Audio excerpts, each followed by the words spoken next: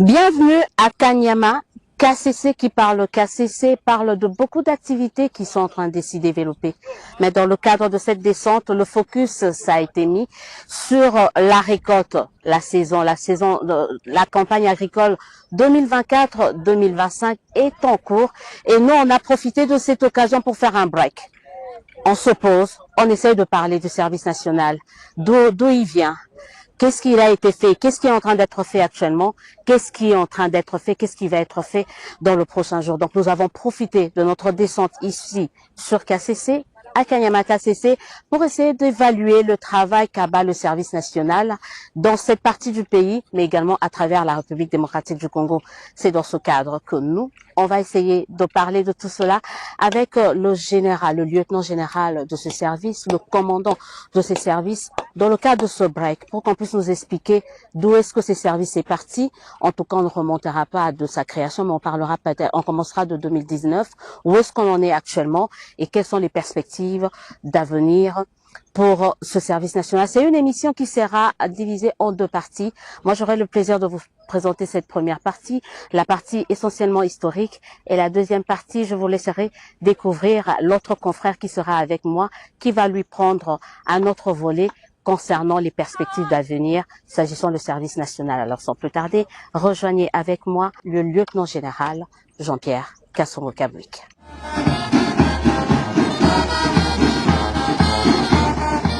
La dernière fois qu'on s'est quitté ici à Kanyama KCC, il était général-major. Et on le retrouve ici à KCC. Il est désormais lieutenant général. Lieutenant général Jean-Pierre Kassongo-Kabwik, merci, bonjour. Bonjour. Très heureuse de vous nous donner cette occasion de vous retrouver ici sur ce site. Moi, je veux prendre une première partie parce qu'on a voulu faire un break. Ouais.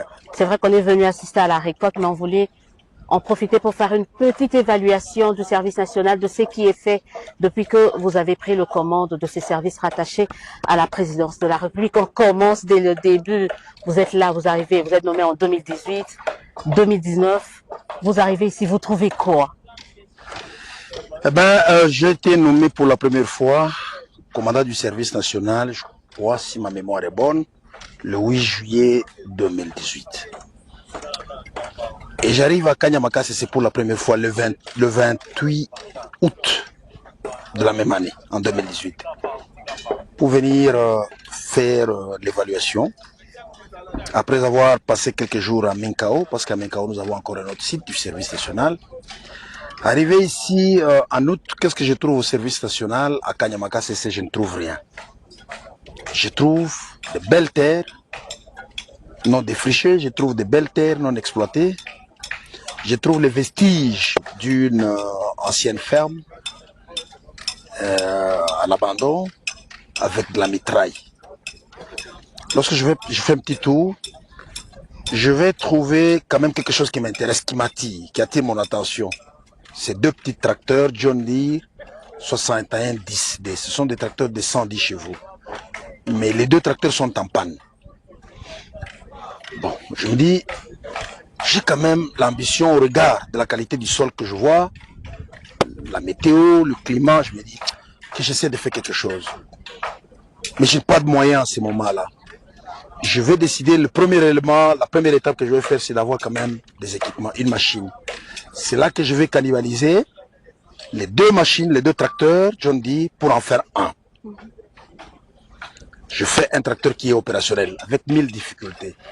Les accessoires comme on appelle discaro ou les accessoires pour labourer, de labour, je vais quelque part à Kilimo City. Nous avons baptisé Kilimo City. C'était une mitraille, un parc à mitraille, où il y avait des anciens cover crop, donc les disques de labour, abandonnés par les Belges à l'époque. Je veux quand même, je trie, je récupère, j'ai dit ça peut faire l'affaire. On commence à labourer. L'objectif que j'avais cette année, j'ai dit que Dieu m'aide à faire 50 hectares. Là, nous sommes en 2019. Nous sommes en 2018.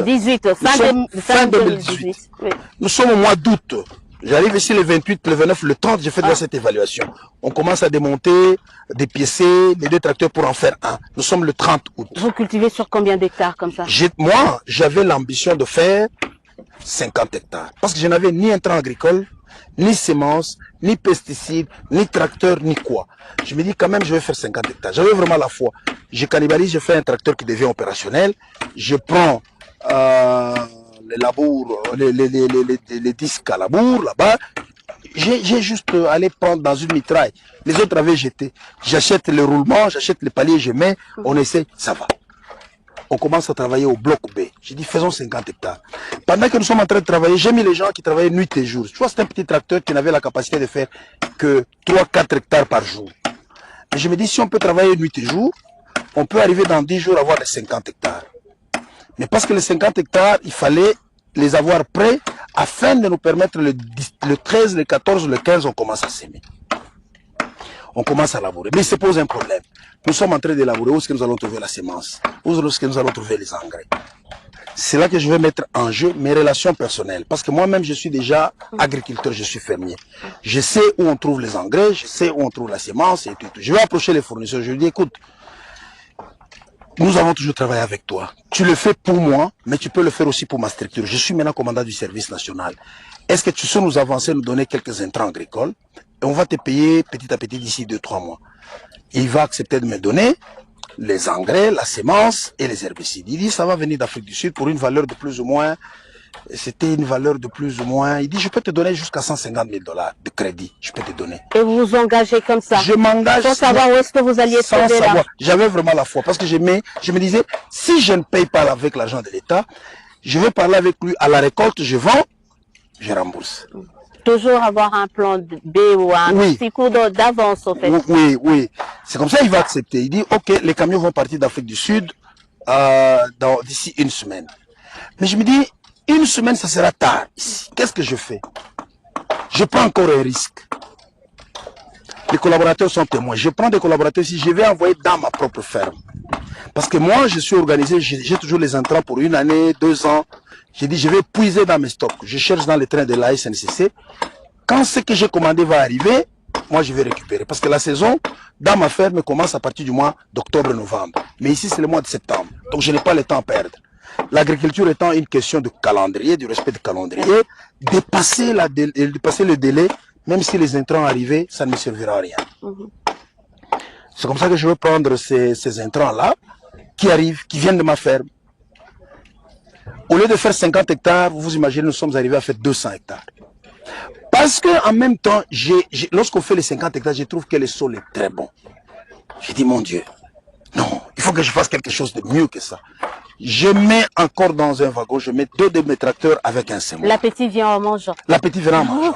J'ai dit, non, mais je peux préfinancer, même avec mes équipements, parce que si on produit au Kasaï, le maïs coûte cher, déjà de mois d'avril, on peut récolter, on vend, on peut rembourser pour les intrants et tout. Si jamais le gouvernement ne me donne rien, on peut rembourser et on va créer un climat de confiance avec mon fournisseur. Il va commencer à nous avancer les intrants agricoles et on avance. À l'époque, je n'avais l'idée que bon, le maximum que je peux faire, c'est 200, 250. Et finalement, vous êtes arrivé à faire combien d'hectares? La première année, nous avons fait 200 hectares. On vient récolter, on a 1000 tonnes.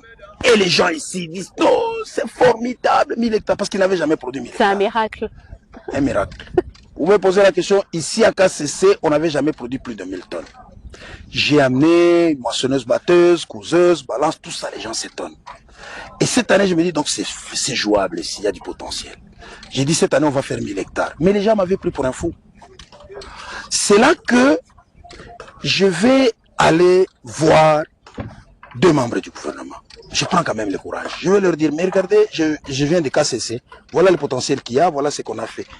Je ne voudrais pas citer leur nom. Un ancien ministre du budget, un ancien ministre des Finances. Celui du budget dit, non, je crois en toi, je sais que tu peux faire quelque chose, mais on peut te donner un peu d'argent, mais vous savez, on a déjà donné beaucoup d'argent, il n'y a pas de résultats. J'ai dit, voilà ce que moi j'ai pu faire. Ouais. Celui des Finances, il était hésitant, il dit, ah, soda, on vous donne. J'ai dit, faites-moi confiance. Je vais faire 1000 hectares. Alors ils vont me chercher quelque chose, je n'ai pas pu faire 1000 hectares, je fais quelque chose comme 500 hectares. Et au fur et à mesure qu'ils voient que, ah, mais c'est sérieux, il produit, on voit le produit sur le marché, et aujourd'hui... On va arriver à aujourd'hui, on reste avec, quand est-ce qu'intervient maintenant le président de la République, Félix Tshisekedi? Le président de la République intervient à un moment inattendu. Je suis en train de me démener pour avoir un peu de moyens, à gauche, à droite, avec des difficultés, je travaille. Un jour, je suis ici, en pleine récolte. Je reçois un télégramme où on demande à tous les officiers généraux de se retrouver à Kinshasa en 2000, je crois juillet 2000, parce qu'ils ont une réunion avec le commandant suprême. Moi, je demande au chef de la maison militaire de l'époque, je m'excuse, j'ai dit, je ne sais pas quitter pour venir à la réunion, nous sommes en pleine récolte, c'est prendre un gros risque. Laisser ce travail, partir et revenir, avec les difficultés de transport, je risque d'arriver là-bas, je n'ai plus le moyen pour revenir ici. Est-ce que je peux demander qu'on me laisse travailler, on peut m'excuser? Il dit non, ça va, on comprend, vous êtes en pleine période de récolte. La réunion se termine. J'apprends que je suis cherché par le commandant suprême, par le président de la République. J'ai dit, ah, comment? Il me cherche. J'ai dit, ok. Il me dit, non, finis ce que tu as à faire, tu vas venir. Lorsque je finis la récolte, c'est là que je vais passer au bureau de la maison militaire du président de la République. On a changé même de chef. Il y a l'actuel chef de la maison militaire, le général Franck Toumba, qui va me recevoir. Non, le commandant suprême voudrait te rencontrer. C'est là que je vais aller. Nous sommes en quelle année là? Nous sommes en juillet 2020. Une année et demie après. Il va me recevoir, il me dit, je pense que le travail que tu fais est bon.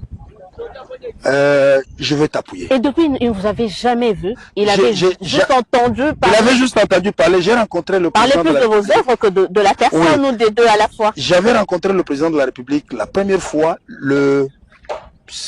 au mois de janvier 2019, lorsque il est investi président de la République. La première réunion du haut commandement militaire, les généraux étaient là. Tous, on a fait la réunion qu'on devait faire. À la fin de la réunion, on a pris une photo. Il a pris une photo avec les généraux. C'est là qu'on les saluait, chacun individuellement, pour se présenter. C'est la première fois que je le rencontre. Après, plus rien. Et j'arrive en 2020. On m'amène chez le commandant suprême qui me dit, j'apprécie ce que tu veux faire. Il m'encourage en fait. Il dit, tu fais un grand travail. Il faut aller, il faut pousser. Tu as besoin de quoi? J'ai dit, mes besoins sont énormes.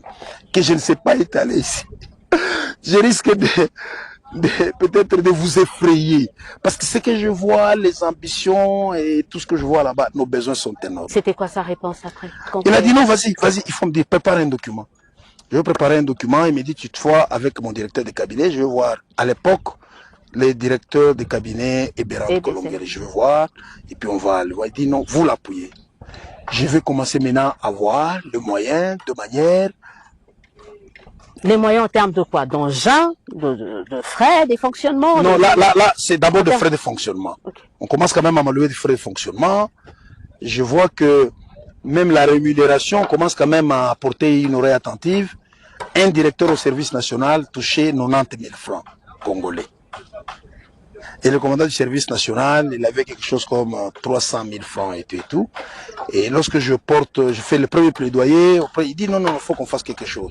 Les directeurs passent de 90 000 francs à 330 000 francs. Donc il y a une révalorisation. Révalorisation. On n'avait pas de tenue. Lorsqu'on fait une demande, on dit non, on nous appuie, nous avons la tenue, nous avons les audios, nous avons ceci, Ah. Les 2 mois là ont été déterminants. Je vois qu'il y a vraiment une grande volonté de ce côté-là. C'est là que je vais proposer, je vais aller avec un projet. J'ai dit, nous avons l'ambition d'agrandir les champs, mais nous aurons un problème avec la main-d'œuvre. Yeah. Pourquoi ne pas prendre les jeunes Koulouna, ceux qui font des problèmes ici, on va les reconvertir, ils vont être une bonne main-d'œuvre. Parce qu'à la fois, à Kinshasa, il y avait ce problème qui était décrié, qu'il y a des Koulouna, on n'arrive pas à trouver de solution. J'ai dit, bon, on peut proposer. Je propose, le commandant suprême est à Gore. Le 4 novembre, nous commençons à prendre le premier groupe, on les amène ici. Il faut dire qu'au début de cette initiative, lancée par Laurent Désiré Kabila, ouais, il n'y avait pas cet angle-là de la formation liée à la formation et à l'encadrement des jeunes, c'est-à-dire on le découvre, ouais, avec votre arrivée. Et pourtant c'est prévu. C'est prévu dans le texte qui porte création, organisation, okay, et fonctionnement du service national, il est prévu la formation des jeunes.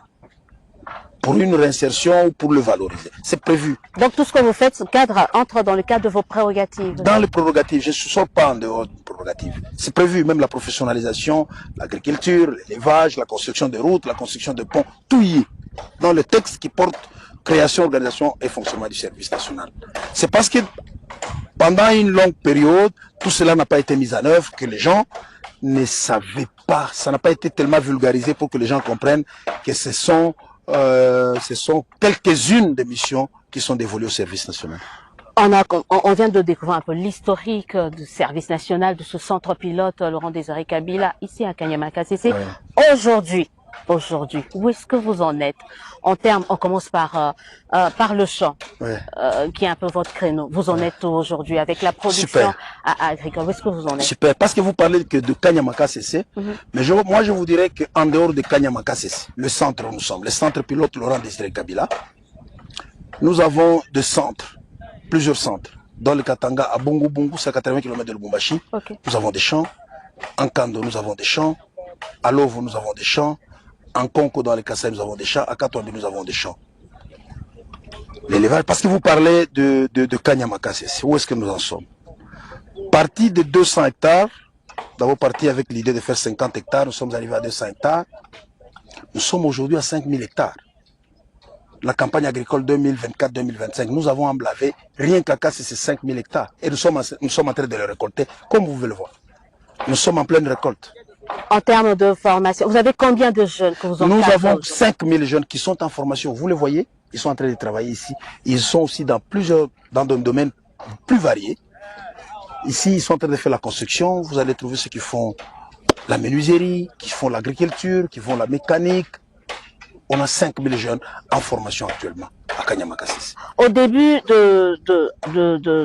j'allais pas dire de cette formation, au début de cette opération, vous preniez les jeunes, surtout à Kinshasa. On se rend compte qu'aujourd'hui, il n'y a plus que les jeunes de Kinshasa qui sont ici.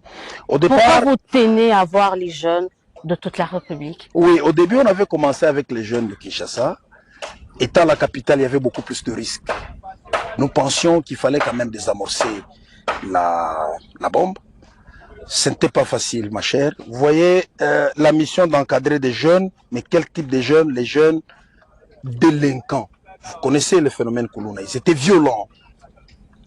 Ils ne répondaient à aucune règle, à aucune loi. Ce n'était pas facile. Et très peu de gens nous donnaient la chance de réussir. Rien qu'à les former. Pas passer à l'étape suivante de le réinsérer. Les gens doutaient, ils vont le prendre, ils vont le tuer, ils vont les abandonner et tout. Moi, aujourd'hui, vous pouvez voir, on n'a pas seulement formé, on les a réinsérés. Ils sont devenus membres du service national, ils ont une rémunération. Et parmi eux, vous voyez, il y a maintenant des commandants. Vous avez des commandants. La femme qui est à côté, que vous avez vue, qui s'appelle Renate, elle a été de la première vague. À Salakoutouba, déclaration de départ de Kinshasa. Mais aujourd'hui, elle est commandant compagnie, ici. Vous avez vu les briques, c'est elle qui commande, c'est elle qui fait. Elle est toute contente du travail qu'elle est en train d'abattre. Mais pourquoi nous avons cherché à prendre les autres jeunes d'autres provinces? Le service, il est national. On a besoin de faire un brassage national. Si tu observes bien, tu vas regarder que dans notre pays, la jeunesse est manipulée. Vous voyez la jeunesse qui dit, moi je suis du Bandundu, moi je suis de l'Équateur. On n'a pas un langage nationaliste. Je suis juste congolais en fait. Très peu disent que je suis congolais. Ils disent, moi je suis katangé. C'est une faiblesse. C'est parce que cette jeunesse, pendant longtemps, elle n'a pas été préparée à voir les choses, à voir le Congo comme une nation, comme une grande famille. Tout le monde a tendance à se recroqueviller sur sa propre province. Et nous, au service national, avec la mission que nous avons, c'est de faire le brassage national, d'amener les jeunes à se sentir congolais partout où il va se retrouver. Que c'est son pays. On a besoin d'une cohésion, on a besoin de cet esprit de nationalisme où chaque Congolais va se sentir bien chez lui, où chaque Congolais est prêt à aller servir le pays, est prêt à aller servir la nation dans n'importe quelle province. Est-ce que ça marche? Très bien. Très bien, parce qu'aujourd'hui, vous savez... Vous ne pouvez même pas dire le contraire. Je vous dirais que ça marche parfaitement bien. Ici, parmi les bâtisseurs que vous voyez, ils sont venus de plusieurs provinces, subissent la formation, et lorsqu'on les déploie, ils n'ont même pas besoin de savoir où ils vont aller. Et ils disent, je suis prêt à aller partout où on va m'envoyer. Vous allez les interroger, vous allez voir. Ils sont contents d'aller parce que nous avons inculqué ces valeurs en eux. Ils sont contents et prêts à servir la nation partout où ils vont être. Ils sont à Kanyama-Kasese, tous ne sont pas originaires du Olomami. Mais ils y vivent correctement, sans problème. Et aujourd'hui, on le retrouve ici, mais également ailleurs, à Kinshasa. On le retrouve à Kinshasa, on le retrouve dans le Bandundu, on le retrouve au Congo central, on le retrouve dans le Grand Kassa, on le retrouve au Katanga. À l'Est, on n'a pas pu parce qu'avec la situation qu'il y avait pendant qu'on les formait, la situation était... Mais plus tard, on déployera le bâtisseur de la nation sur l'ensemble du territoire national.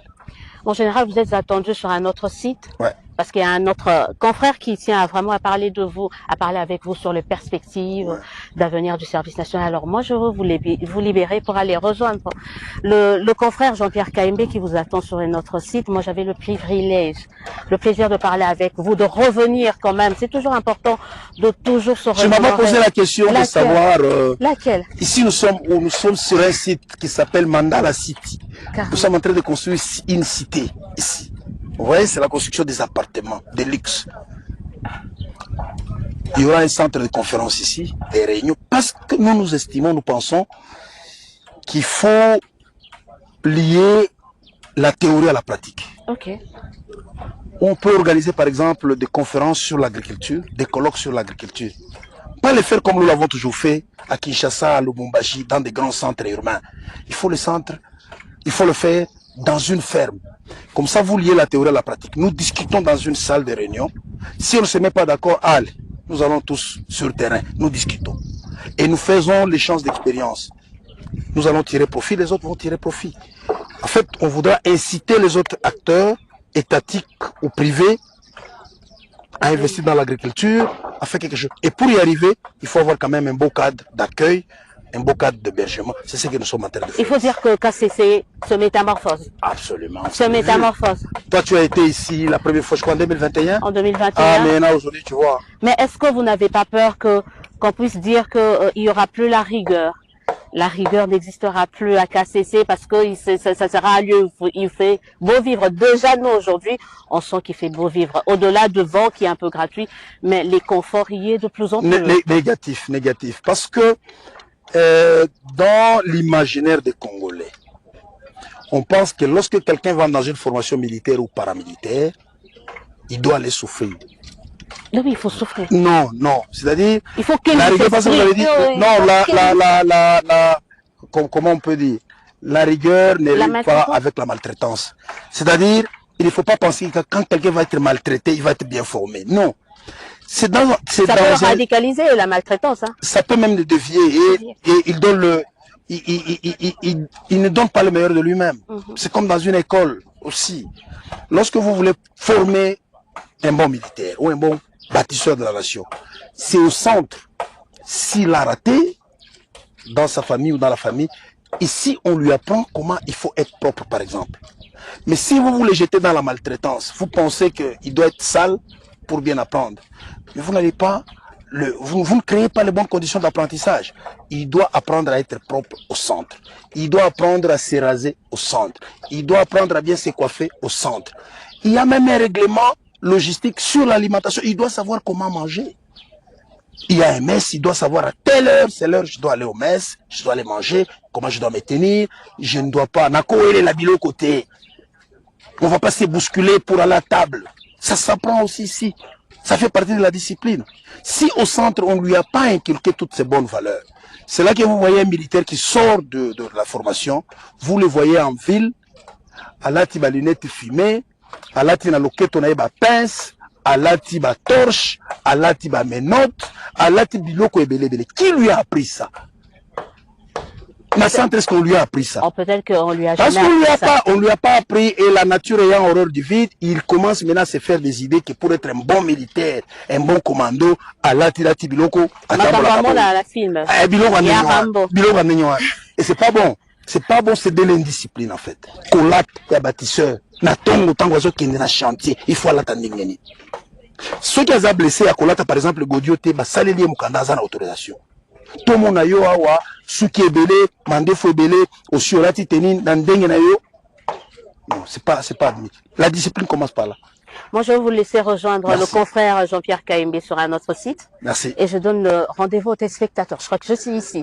Je donne rendez-vous aux téléspectateurs juste après l'entretien que mon confrère Jean-Pierre Kaimbe. Alors, on se dit à tout à l'heure.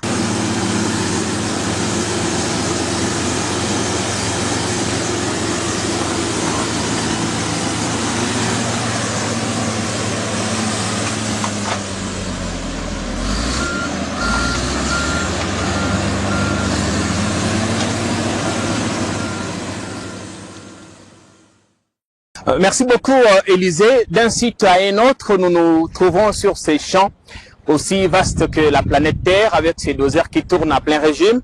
En général, vous avez vous-même, au volant, travaillé avec passion, en transpirant, aux manettes, oui. Je ne sais pas du Ben. Vous le faites avec beaucoup de passion. Vous avez dit hors caméra que vous faites ce que vous aimez le plus. En effet, comme je vous l'ai dit, lorsque je me trouve dans une ferme, que ce soit Kanyamaka CC ou dans toute autre ferme du service national, ou même dans ma ferme privée, je me sens... Tout ce qui touche au champ. Oh là, la terre, la brousse, la campagne. Vous vous sentez à l'aise? Non, je me sens heureux. Tu vois, à l'inverse de ce que je sens à Kinshasa lorsque je suis au volant d'une voiture, le stress qu'il y a parce qu'il y a les embouteillages, parce qu'il y a des gens qui dérangent sur la route, parce qu'il y a ceci ou cela. Ici, je me sens vraiment libre, je me sens bien, je peux me concentrer sur ma tâche journalière et l'accomplir convenablement et tranquillement. D'habitude, on voit des chefs qui viennent en inspection, il est là debout, donnant des ordres, mais vous prenez vous-même les manettes. C'est mauvais. Moi, je dirais, vous faites l'inspection de quoi? Il faut travailler. Vous faites partie de l'équipe qui travaille. C'est vrai, vous allez concevoir, vous êtes dans un bureau, vous concevez. Mais l'inspiration, il y a d'autres inspirations qui viennent lorsque vous êtes aux manettes. Vous voyez les machines, comment elles se comportent. Vous comprenez la réalité des choses. Un chef qui est sur terrain, il comporte mieux les choses. Même quand je ne suis pas cassé, je suis loin. Lorsqu'on m'appelle, on me dit que nous avons un problème à tel endroit. Je sais exactement c'est où. Nous avons un problème sur telle machine, je sais comprendre exactement c'est quoi comme problème. Nous pouvons discuter avec les techniciens, nous pouvons trouver des solutions. Décidément, on ne se repose pas ici à KCC, mon général. D'un côté, on fait la récolte et de l'autre, on a commencé les dessouchages. Comment allons-nous nous reposer? Ce pays a besoin, ce pays a des grands besoins, ce pays a des problèmes qu'il faut résoudre. Les problèmes ne vont pas attendre que vous les résolvez quand vous voudriez. Il faut le résoudre parce que la population a besoin des résultats, a besoin de voir les résultats du travail qui est fait à KCC. Et donc on ne se repose pas tant qu'on n'aura pas atteint les objectifs, tant qu'on n'aura pas réglé le problème qui sont le nôtre, on ne va pas se reposer. D'où tirez-vous cette énergie débordante? On peut qu'on se demande quand est-ce que vous prenez le temps de vous reposer, de dormir. C'est vrai, les gens me posent toujours cette question. Quand je suis à Kinshasa, je suis au four au moulin. Quand je suis à l'intérieur, vous voyez, j'aime être sur terrain. Je me repose quand je peux. La nuit, quand on n'a pas des opérations de nuit, on se repose. La récolte, nous la faisons nuit et jour. Mes collaborateurs peuvent le témoigner. Il y avait des fois, on allait jusqu'à 3 heures du matin, on se lève encore le matin. Maintenant qu'on a un peu beaucoup plus de machines, on peut travailler jusqu'à 22 heures, 23 heures. Ici, nous sommes en pleine opération de dessouchage. C'est-à-dire, nous sommes en train de faire l'ouverture de nouveaux champs. C'est une brousse. Il faut maintenant défricher, il faut rendre ça exploitable. Généralement, au pays, on dit nous avons 80 millions de terres. Arable, comment? Arable, c'est juste un beau discours, un mot, une phrase. Mais cela ne fait pas de ces 80 millions d'hectares arables en 80 millions d'hectares exploitables. Il y a encore du chemin à parcourir. Il faut le rendre exploitable. Donc, il faut le dessoucher. Quand vous le dessouchez, ici, on va passer 3, 4, 5 fois opération. Comme ici, c'est la première fois que vous allez exploiter ces sols. C'est la première fois, nous sommes en train de le faire. Et il faut bien, parce que le tracteur, les machines, quand ils vont entrer pour s'aimer, pour récolter, doivent trouver un terrain qui est propre, qui est propice à ce genre de travail. Par jour, on peut arriver à combien d'hectares avec cette machine? C'est l'étape la plus laborieuse. Et c'est l'étape la plus coûteuse. Ça consomme beaucoup de carburant, des pièces de rechange. C'est la période la plus stressante pour moi en tant qu'agriculteur par expérience. Vous pouvez faire ça, mais et ne pas l'exploiter demain. Et l'exploiter peut-être 3 ans après. Parce qu'il faut encore mettre des moyens. Enlever la moindre racine qu'il y a, rendre plat, et tout ça, c'est pas facile. Après ça, il y a d'autres opérations qui viendront. Oui, dans ce champ, il y a plusieurs autres opérations. Nettoyage, premier labour, deuxième labour, troisième labour, nettoyage, ainsi de suite. Et nous avons plusieurs machines qui sont déployées dans cette zone en train de faire. Combien d'hectares, je saurais vous le dire. Je saurais vous le dire parce que ça dépend de la densité d'arbres qu'on trouve d'un endroit à un autre. Au finish, vous voulez faire combien? 8000 hectares. Au finish, cette année, je veux faire 8000 hectares. Donc nous allons avoir 2 groupements de production. Le premier groupement, c'est lui qui est ici, et le deuxième groupement sera à Sakadi. Sakadi, c'est un site qui appartenait autrefois au ministère de l'Agriculture. Ils ont mis de l'argent, ils ont des souchets, ils ont du matériel. mais ils ont abandonné ou ils ont mal exploité. Et le commandant suprême, lors de son passage ici, après avoir reçu ce rapport, il a dit que c'était un gâchis. Il fallait qu'on donne ça carrément au service national pour l'exploitation. C'est un site de 2000 hectares. Ici, nous allons faire 6000, 7000 hectares, plus les autres qui sont là-bas. Ça sera notre deuxième groupement de production. L'objectif, c'est de faire cette année 8000 hectares de maïs. Avoir autour des 40 000 pour avoir une production entre 40 et 45 000 tonnes. On est à 25 000 tonnes On est à 25 000 tonnes. Si on doit comparer au premier chiffre de récolte de la première année, notre première récolte, on l'a faite en 2019. Ça, c'est la 6e, 7e que nous sommes en train de faire. Donc, en 6 ans, c'était un accroissement de 2500%. Nous sommes partis de 1000% de 1000 tonnes à 25 000. C'est un accroissement de 2500%. Et nous comptons passer à un accroissement de 4000% l'an prochain. Nos ambitions, c'est d'arriver dans les 3 prochaines années à... D'abord, cette année, ça sera la plus grande ferme de maïs au Congo. Et l'année prochaine, Kanyamakase, ce sera la plus grande ferme de maïs en Afrique. Je dis bien en Afrique, pas en Afrique centrale, en Afrique. De l'Est à l'Ouest, du Sud, de l'Est à l'Ouest, du Nord au Sud, il n'y a pas une ferme en un seul endroit, compilé, compact, 12 000 hectares. Il n'y en a pas, nous serons la première. Pour une fois, on était à Mbujimaï. Cette année, il n'y a pas eu de crise de maïs comme d'habitude. Les gens ne se sont pas donné des coudes pour acheter quelques mécas de maïs là-bas. Qu'est-ce que ça vous fait? Est-ce que pensez-vous que cette stabilité est due notamment à ce que vous avez fait? Absolument. Absolument, parce que ce sont les dépôts que le Service national a ouverts, qui ont été pleins, les gens ont acheté, la période de pénurie est passée. Jusqu'au moment où je vous parle, nous avons encore des dépôts pleins de maïs dans le Kasaï, à Mbujimaï et Kananga, nous les avons. À Lubumbashi, nous les avons. J'ai compris une chose, que l'augmentation vertigineuse de prix dans le Kasaï n'était pas du fait de la rareté, mais juste de la spéculation. La spéculation vous vous rendez compte par les commerçants. Oui, pas de mauvais citoyens. Vous vous rendez que dans le Kasaï, il y a 3 ans, 4 ans, une tonne de maïs est arrivée à 2000 $ tonne. Nulle part au monde on a ce prix-là. Ça s'expliquait par quoi? Maintenant qu'ils savaient, et qu'ils savent que le service national a des entrepôts du maïs qu'il y a dans le Kasaï, et ils savent que nous avons déjà commencé la récolte, je crois que Tobébissi Kopnabango. Vous avez tout ce qu'il vous faut maintenant, les séchoirs et tout ça. Qu'est-ce qui vous manque? Je ne dirais pas que j'ai tout ce qu'il me faut. C'est le début de ce qu'il me faut. Au moins, je peux commencer la récolte au mois de mars parce que j'ai des séchoirs, mais ce sont des séchoirs mobiles de faible capacité. Nous avons l'ambition d'avoir un séchoir de 1000 tonnes jour. Nous avons besoin d'avoir des silos pour stocker notre maïs, parce que la conservation, c'est aussi un problème. Vous pouvez récolter, mais vous conservez mal, et toute la production est abîmée. Mais on va passer à une autre étape. Nous avons besoin de faire la transformation. On ne va toujours pas commencer à envoyer le maïs en grain. Il faut commencer à donner à la population maintenant le produit fini. Parce que lorsque vous vendez le maïs, ils ont encore une étape, ils doivent aller chercher encore des moulins, gauche à droite. Il faut leur donner un produit fini, donc la farine. Alors, vous n'êtes pas que sur KCC, il y a Lovo, il y a Katambi dans le Kasaï central. Congo aussi dans le Kasaï central, Kando dans le Lualaba, Bongo Bongo dans le c'est pas beaucoup de choses à la femme en général. Mais il faut le faire. Il faut le faire. Les besoins dans ces pays sont énormes. Il faut le faire. Si on ne le fait pas, qui d'autre va le faire à notre place? Vous pensez quel pays viendra le faire à notre place? Oui, nous embrassons beaucoup de choses parce que le pays a beaucoup de problèmes.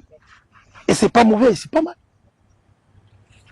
Et au-delà maintenant au-delà du maïs, on a vu en atterrissant à l'aérodrome général d'armée Denis Kaloumé, on a été subjugué par ce qu'on a vu, ces pavillons présidentiels avec tous les meubles qu'il faut, rien à envier ailleurs. Quel est le lien entre le champ et cet aérodrome, la modernité que vous imposez de plus en plus? Il ne faut pas isoler Kanyamakase. Il ne faut pas que Kanyamakase reste un lieu isolé. Il faut qu'il soit accessible de plusieurs manières, par route, par train, par air. Par avion, vous pouvez accéder et les conditions d'accueil doivent être plus ou moins acceptables. Vous voyez, la dernière fois, au mois de novembre, nous avons accueilli les commandants suprêmes. Le chef de l'État était ici. Vous allez l'accueillir pas dans la classe, quand même, dans les bonnes conditions.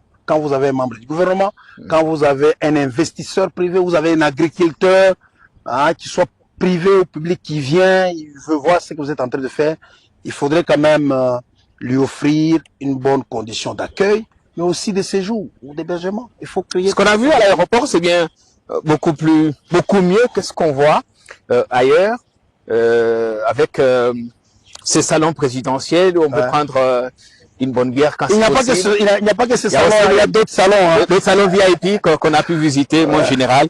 Le vent de la transformation frappe sérieusement sur KCC. Ah oui, il faut moderniser KCC. Nous sommes en train de transformer, mais pas de manière archaïque. Il faut moderniser en même temps. L'aérogare porte le nom du général d'armée à la retraite Denis Kaloumé. Nous lui rendons un hommage mérité. Il fut le premier commandant du service national à sa création. Il a jeté les bases du service national actuel. C'est un aîné, un général qui était vraiment très dévoué. Mais malheureusement, il n'avait pas beaucoup traîné au service national. Il a été muté ailleurs. Mais ici, nous avons de l'estime, nous avons du respect. C'est comme ça que nous lui rendons un hommage. Vous auriez pu mettre votre propre nom. Pourquoi? Pourquoi mon nom? Je ne veux pas les cultes de la personnalité, hein, parce que je suis là, je commence à vanter moi, ngaï. Non. Bongo, il faut avant, d'abord que je parle de moi-même, que je parle d'abord des autres qui m'ont précédé. Parce que eux, ils ont fait avant moi. Comme, c'est qui? C'est Jean-Baptiste ou Jésus qui disait, Jean-Baptiste qui disait, il y a un autre qui viendra après moi, celui-là il sera plus grand que moi. Parce que lorsqu'on posait la même question à Jean-Baptiste, dans la Bible on dit, c'est toi le Messie? Jean-Baptiste a dit, non, je ne suis pas le Messie. Mais voilà, tu fais des miracles, je ne suis pas le Messie, mais celui qui viendra après moi, c'est lui le Messie. Donc moi je ne voudrais pas parler de moi-même, je voudrais parler des autres. Que les autres aussi parlent de moi-même. Ce qui s'est fait ici est formidable, mon général. On a vu la longue piste des 1800 mètres de longueur, 15 à 20 mètres de largeur. On a vu les chars automobiles. À KCC, on peut rouler dans un Fortuner, nouveau modèle, ben pas neuf. C'est bien. Moi, je n'aimerais pas tomber dans le piège de ceux-là qui pensent, quand ils ont de moyens de leur service, ils les concentrent dans la capitale. Il faut amener ça sur le lieu d'exploitation. Ce qui fait la force du service national, c'est pas mon bureau. Ce qui fait la force du service national, ce sont plusieurs sites d'exploitation, notamment Kanyamaka, où on exploite. Les gens qui sont ici doivent être dans de bonnes conditions. Tant mieux. Donc, nous sommes en train de moderniser parce que nous avons des ambitions, parce que nous voudrions donner les goûts à ceux qui sont dans les milieux urbains, de se dire que non, il y a aussi la vie à l'intérieur.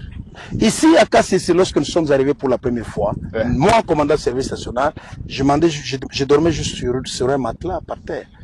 Il n'y avait pas d'eau, il n'y avait pas d'électricité, il n'y avait pas de véhicule, il n'y avait rien. C'est l'homme qui doit transformer son milieu. C'est l'homme. Si nous ne le faisons pas, qui le fera à notre place? C'est nous qui devons transformer, rendre ces milieux agréables pour nous et pour les autres, pour que le travail avance. Et vous allez un peu plus loin d'ailleurs, parce qu'on voit que vous travaillez sur un projet d'un hôpital moderne. Votre ambition, c'est que ce soit le plus grand hôpital orthopédique du pays. Il le sera. Et ce sera à KCC. Il le sera. À 2h30 d'avion, de vol de Kinshasa. Et nous allons nous spécialiser dans l'orthopédie. Il y a plusieurs accidents de travail ici. Nous avons des bâtisseurs, les gens se fracturent, les gens se blessent, ainsi de suite. Ce sont les travaux manuels intenses. On va continuer à faire le tour. Mais aussi, nous disons, nous voudrions donner la chance à ceux de nos compatriotes qui servent sous le drapeau, qui ont été blessés sur le champ de bataille. C'est vrai, on le voit, par exemple, au Kankokolo, à l'hôpital militaire général, ils sont traités. Mais après, il se pose toujours un problème de réinsertion. Et nous voudrions accompagner cela. D'autres vont aller au Kankokolo, mais si nous avons une clinique spécialisée ici, d'autres on pourra les amener ici. Nous les soignons et après leurs soins, nous les réinsérons. Nous leur donnons un lopin de terre, nous les encadrons en leur donnant semences et engrais, ou nous faisons de l'éleveur. Comme ça, ils ont une autre débouchée dans la vie. Vous voyez, quelqu'un qui a été blessé, qui ne se dise pas que je me suis sacrifié pour la nation et après la nation m'a abandonné. Je suis abandonné, ouais. Et que je sois abandonné. Ça les rend frustrés. Mais ça a aussi un impact sur ceux-là qui doivent aller se battre. Ils vont se dire, mais ceux qui sont partis, qu'est-ce qu'ils sont devenus? Et vous avez dit, mon général, hors caméra, que les ambulances pour le nouvel hôpital sont déjà arrivées. Affirmatif, sont déjà à Lubumbashi. Et le prochain train qui va arriver ici va amener ces ambulances. Nous avons une ambulance 4x4 parce qu'on peut aller secourir quelqu'un, même où là où la route n'est pas très bonne, on peut entrer même dans les champs. Et nous avons une ambulance de bonne route, minibus, bien. C'est au profit de bâtisseurs de la nation, c'est au profit des agents et cadres du service national. Et même les riverains aussi. Les riverains aussi. Les riverains aussi. Ils auront le droit de se faire soigner là-bas. On était à Mandala City, on a vu des maisons, des villas qui poussent des terres. Ouais. Et vos rêves sont grands. Vous voulez faire une grande cité dans, on va dire, cette brousse. Ouais. Une cité habitable, moderne, avec toutes les commodités possibles. Affirmatif. L'idée, c'est que Kanyamaka, ce soit un lieu qui attire les gens. Les gens qui veulent se lancer dans l'agriculture, dans l'élevage, dans l'encadrement des jeunes, qui veulent s'inspirer ou qui veulent venir pour l'échange d'expériences. Nous avons à profiter de l'expérience des autres. Ils ont aussi à profiter de notre expérience dans tout ce que nous sommes en train de faire. Et donc, il faut créer les conditions idéales, de bonnes conditions de vie.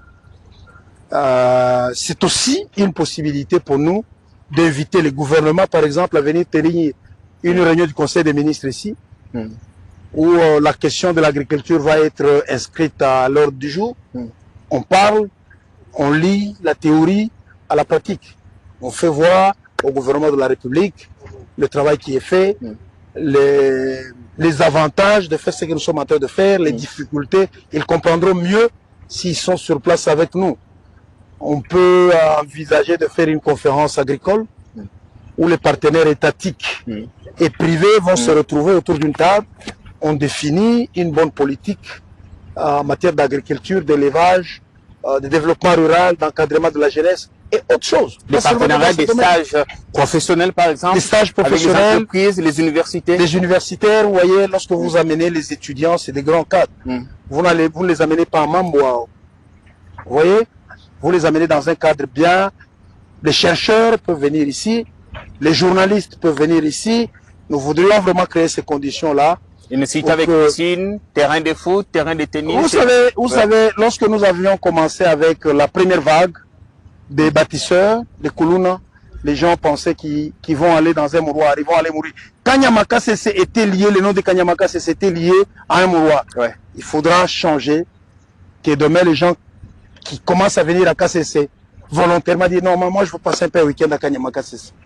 Bien, parfait. Est-ce que, mon général, dernière question peut-être, vos sites sont-ils sécurisés légalement? Ça, c'est un grand problème. Le service national a connu de grands problèmes.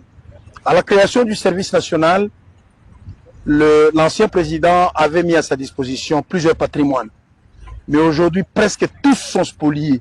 C'est le cas de Kanyamaka Sese. Le Kanyamaka Sese, ici où nous sommes, il y a des villageois qui réclamaient que c'est leur ferme. Mais ils ont un titre.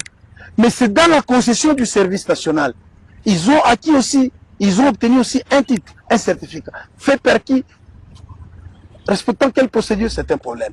Nous avons approché la ministre ayant en charge les affaires foncières dans ses attributions. Nous lui avons parlé, qui a été très réceptive, qui n'attend que la correspondante du service national pour déployer ces techniciens ici afin qu'on délimite la concession du service national et enfin qu'on puisse nous octroyer les titres. C'est ce que nous allons faire pour les différents sites du service national à travers le pays. La spoliation est devenue au Congo une maladie. Les gens vont laisser des terres qui sont disponibles ailleurs, mais lorsque vous commencez seulement à exploiter quelque part, dommage. Et on empêche au potentiel investisseur et au potentiel véritable exploitant d'aller de l'avant. On ne va pas vous prendre beaucoup de temps, mon général. On vous lâche, du moins pour cette partie. On vous retrouve sur un autre site. On va visiter les bétails. Bientôt, KCC va également approvisionner le pays avec la viande et beaucoup d'autres choses. Ce qui est fait ici est impressionnant, chers téléspectateurs. Avec notre consoeur Élisée Odia, on vous retrouve sur un autre site pour continuer cet entretien combien instructif.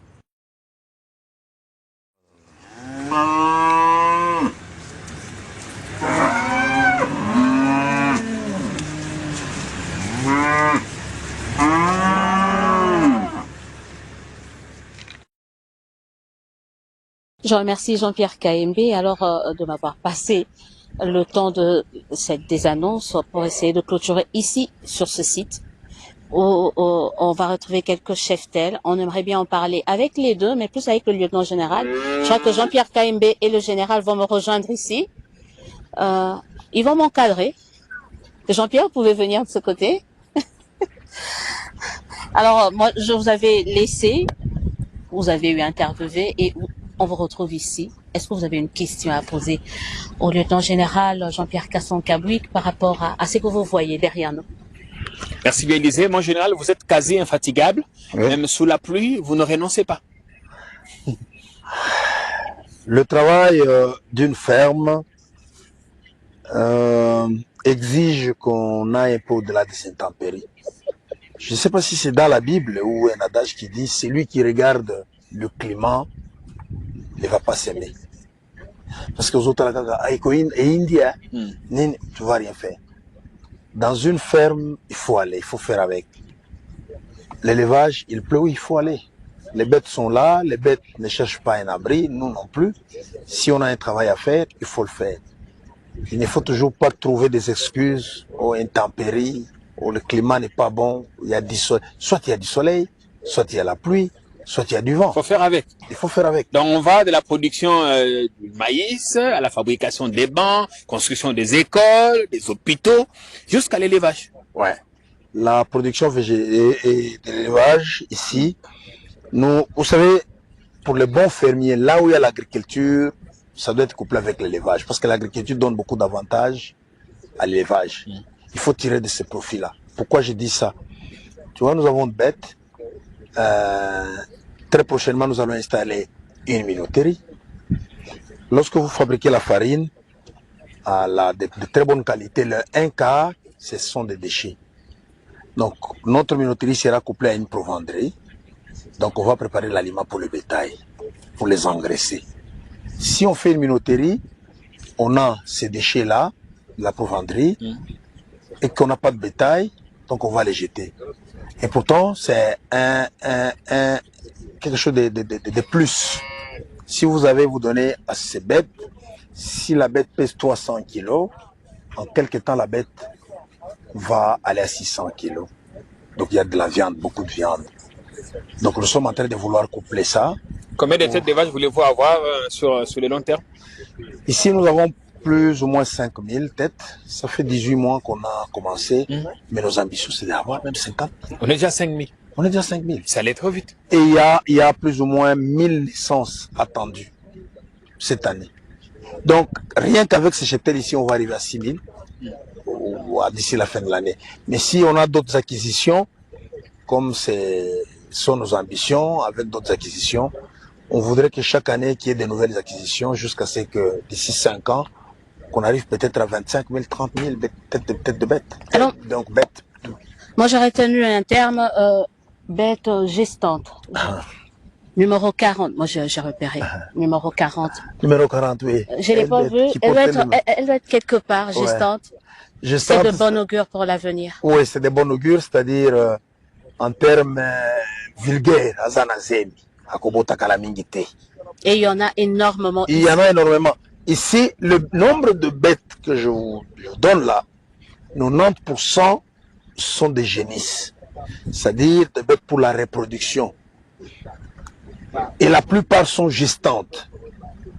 Parce que nous avons commencé notre élevage, on n'a acheté que des génisses, donc des vaches pour la reproduction, non pas pour la chair, pour la viande. Donc pour la reproduction. Les chiffres que je vous ai donnés, c'est pour la reproduction. Mais bon, voilà, il y a des veaux, il y a des petits qui naissent, qui augmentent notre cheptel. Mais en tout cas, c'est ça. Au bout d'un certain temps, la reproduction, ça va aller plus vite. D'ici 2 ans, non, on va atteindre la vitesse de croisière. On avait tenu à passer quelques heures avec vous dans vos différents bureaux, qui sont ces différents sites, ces différents terrains. On vous remercie pour la disponibilité que vous nous avez accordée. Merci. On remercie les téléspectateurs, vous étiez nombreux. Jamais la diversification n'a aussi bien porté son nom qu'au C'est une bonne service. race, hein? J'apprends aussi. C'est une bonne race, hein? Donc la diversification, vous avez vu le champ, vous avez vu les constructions, vous avez vu la formation, vous avez vu l'élevage, vous avez tout vu. En passant, ça sera peut-être nos images, nos dernières images que vous allez avoir dans le cadre de cette émission spéciale. Vous allez découvrir comment est-ce que ça se passe au niveau de la menuiserie, comment est-ce qu'on fabrique les différents bancs, parce que faut pas oublier qu'on vous avait laissé à Kinshasa avec la distribution d'énormément des bancs dans plusieurs écoles. Donc on aimerait bien voir ici, Oui, ici aussi. hormis l'atelier de l'Ansele, Ouais, l'atelier d'ici, comment ça se passe, parce que c'est d'ici que partent les bancs vers notamment le Kassai, mais également vers les écoles qu'on trouve ici à Kanyamame. Écoutez, messieurs, moi je tiens à vous remercier de m'avoir accompagné dans ce compte. On se dit au revoir et on se retrouve très prochainement. Merci, à bientôt.